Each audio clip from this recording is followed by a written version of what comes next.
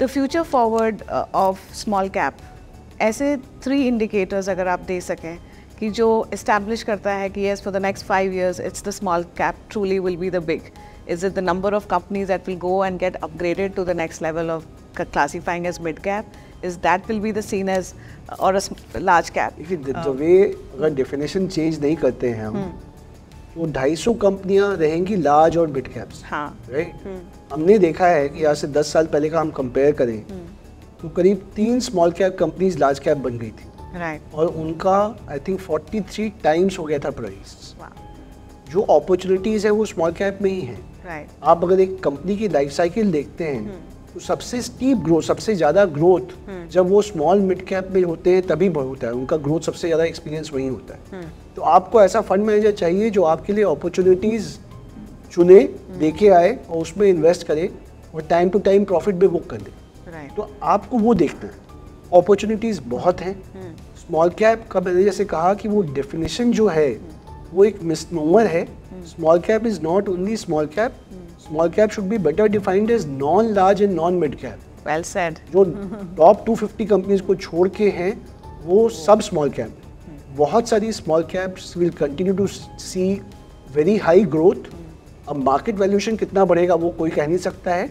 और ये एक आर्टिफिशियल कैटेगराइजेशन है in terms of number of stocks large and mid cap. उसके बाद सब स्मॉल कैप्स हैं. नई अपॉर्चुनिटीज आती रहेंगी, इसमें नए सेक्टर्स खुलेंगे, नई कंपनीज लिस्ट होगी. बहुत सारी ऐसी थीम्स हैं जिसको आप केवल स्मॉल कैप्स के थ्रू ही इन्वेस्ट कर सकते हैं. तो स्मॉल कैप्स एक एवरग्रीन कैटेगरी है. It should not be looked as a tactical exposure. आप बहुत बड़े स्मॉल कैप फंड की कुछ कंपल्शंस होते हैं, उसमें कुछ लिमिटेशंस होते हैं. तो आप उसको एक अलग कैटेगरी समझिए. जो छोटे स्मॉल कैप फंड्स हैं उसको आप एक अलग कैटेगरी समझिए, बिकॉज वो एक छोटी कंपनीज में इन्वेस्ट कर सकते हैं जहाँ ग्रोथ बहुत ज़्यादा है. Right. तो I think small caps and small caps should be looked at separate.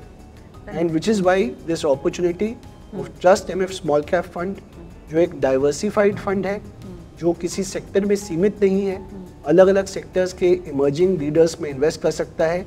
ये एक बहुत अच्छी अपॉर्चुनिटी है हमारे डिस्ट्रीब्यूटर्स और इन्वेस्टर्स की.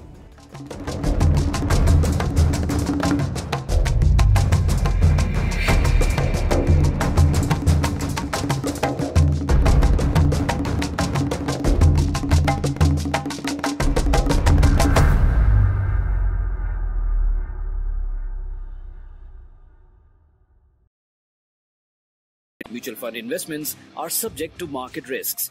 Read all scheme-related documents carefully.